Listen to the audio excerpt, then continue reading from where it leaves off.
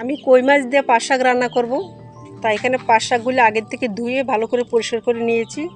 তারপর ওই যে 3 থেকে 4টা পাতা দিয়ে এই যেভাবে গিট দিয়ে নিয়েছি, কারণ গিট দিয়ে রান্না করলে বেশি একটা লটলট হয় না, আমার খেতেও ভালো লাগে।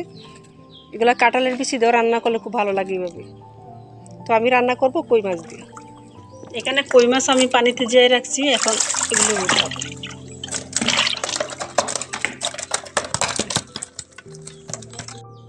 আজকে কই মাছ দিয়ে পাট শাক রান্না করব। তাই কই মাছগুলি এখন কেটে নিব। আমি একসঙ্গে অনেকগুলি মাছ নিয়ে এসে পানিতে রেখে দিই জিয়ে। তো এখান থেকে যখন ওই রান্না করতে ইচ্ছে হয় উঠে উঠে রান্না করি। ওনারা চলে আসছে মাছ খাওয়ার জন্য। এটা খেলে গলায় বেঁধে যাবে নাকি স্যার? আমার মাছ কাটা শেষ, এখন ভালো করে ধুয়ে পরিষ্কার করে নেব। এগুলো খেয়েও না, এগুলো আমরা খাবো।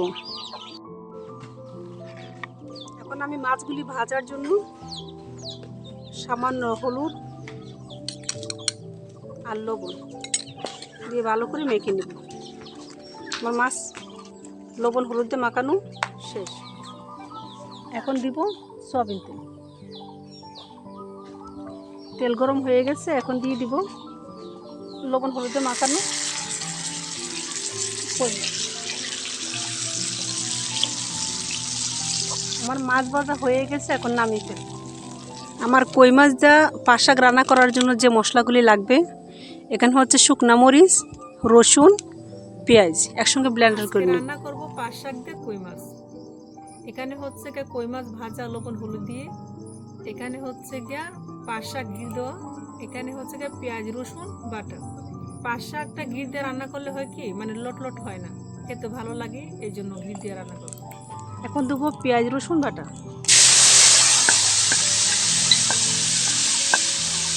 হলুদ, লবণ, মরিচ। এখন মশলাটা ভালো করে কষিয়ে নেব। আমার মশলা কষানো হয়ে গেছে, এখন দিয়ে দিব ঘি দেওয়া পাট শাক। সামান্য পানি দিব।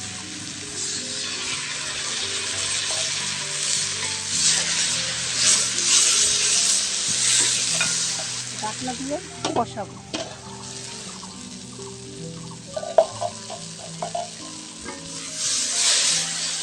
এখানে আছে পেঁয়াজ রসুন বাটার কিছু পানি, মানে ব্লেন্ডার ধুয়ে যে পানিটা সেটা এখন দিয়ে দিচ্ছি।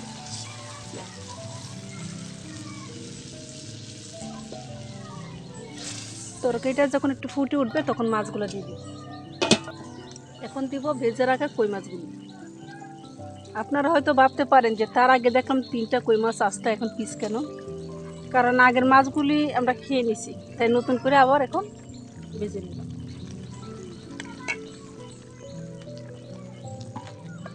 আমার রান্না হয়ে গেছে, এখন নামিয়ে ফেলবো। আজকে রান্না করলাম কই মাছ দিয়ে পাট শাক। আশা করি আপনাদেরও ভালো লাগবে। যদি ভালো লাগে এভাবেই রান্না করে খাবেন। আর আমার রান্নার ভিডিও যদি আপনাদের ভালো লাগে তাহলে লাইক দিবেন, শেয়ার করবেন, মীরা রান্নাঘরের সঙ্গে থাকবেন।